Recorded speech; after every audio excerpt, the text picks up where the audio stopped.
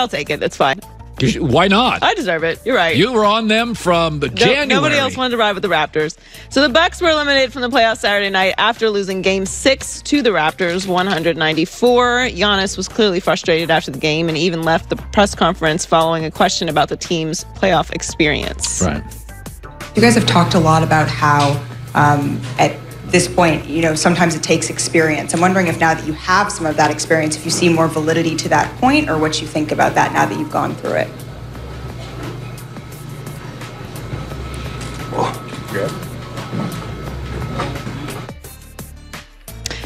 Clearly a little upset, which is understandable. Chris Middleton looked a little shocked there as he's walking off. Like, I guess I have to answer that question now. There is a story behind the story, though, here. Like, he had been there already, like, substantial time. Let's not make it like that was No. I don't. He's not pulling a Cam Newton in this situation. Right. And honestly, I don't. And I never had a problem with Cam Newton leaving the press conference early. It's just that he left it abruptly and didn't say, like, I'm done or thank you or anything like that. So it felt more dramatic. I had never a problem with what Cam Newton did either. You can't. The expectations that we put on human beings and their biggest moment of failure. I mean, this is tragic. It's Game 6. He's the MVP. He's young. He's invested. This is his life. He's put all of his time and energy and blood and sweat and tears into this, and then he didn't have a success in that moment. To expect a calm and reaction is irrational. But I will say, Giannis did everything that he could. Chris Middleton was a little inconsistent in that series. If you look back at the series that they had against Detroit, and I mean, it just goes down from there really with Chris Middleton to Detroit to Boston and then on to Toronto. So I don't know what the Bucks are going to have to do next year Chris Middleton is going to be a free agent, so they may have some pieces moving around here, and obviously Giannis is going to get a huge contract whenever. Oh yeah, he's fine. He comes up, and he said he's not leaving. I believe him. He seems like that guy that wants to stay there and build everything you were just talking about, kind of the opposite of KD, which, things can change.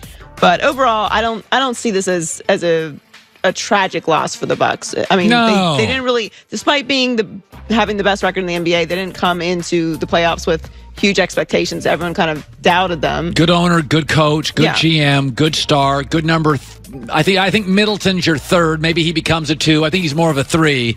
Milwaukee's going to be for 10 years. They're going to be around this space a lot. And look, she's right. There is something to having experience in the playoffs. The Raptors have a very, very experienced championship level team, and Kawhi was incredible. Maybe you wanted to get it to a Game 7, but there's no shame in what happened there.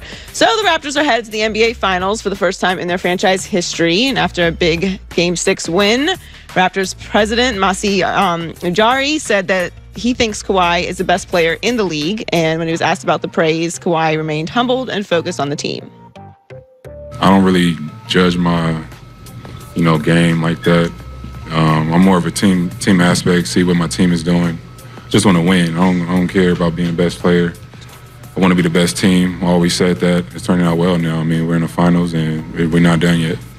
Masai Ujiri, my apologies there. I love what Kawhi has done in this series. Yeah. Not only has he proven once again that he is really the best two-way player in the game, he really carried a franchise who needed this. Like, the Raptors had gone through so many struggles.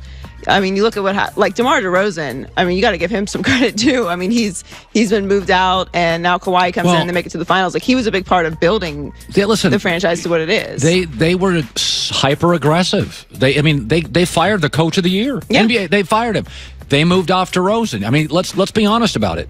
Hyper aggressive, didn't have to be super successful with KC and DeMar DeRozan, and so I think this is like the Dallas Mavericks team. I think there's owner, coach, star, operations. Raptors are buttoned up. They've been buttoned up for a lot of years. It's just that Kawhi Leonard played like Michael Jordan in the last month, and he has just been absolutely the best player in the league. But we say this all the time. There's very small windows in sports when it comes to winning a championship. I mean, all the championships that you're talking about, the Lakers dominating, and the Celtics dominating, and LeBron, and the Spurs, it takes a long time to build to that point, but then you have a breakthrough year. Yep. And sometimes you don't have that breakthrough year, so you have to make an aggressive move to try and make that happen, and that's what the Raptors did, and it was successful. So we're on to the finals. Finally, the Steelers have been very vocal about how the atmosphere surrounding the team has improved since the end of last season. It's going to take some time to see how the season's chemistry will translate onto the field, but Steelers cornerback Joe Haden thinks that they can handle the pressure and turn it into a great season.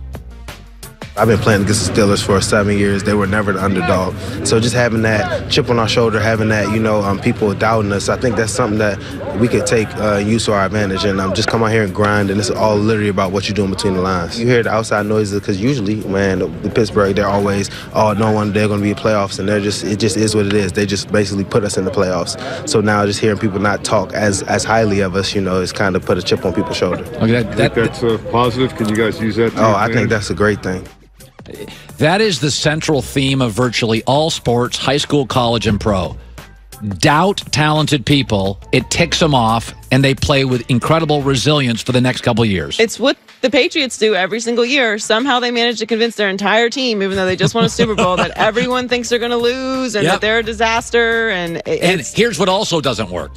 When you've never won anything, you do get some talent, and you suddenly think you're great. Cleveland Browns. That almost always doesn't work.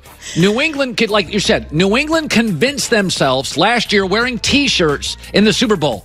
Nobody believes in us. Every year they do this. Every year they come in, nobody thinks you're going to be there in the end.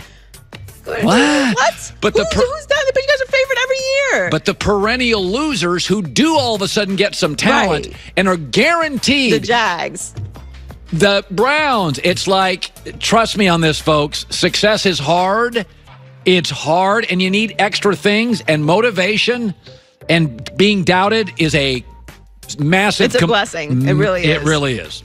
Joy with the news. Well, that's the news. And thanks for stopping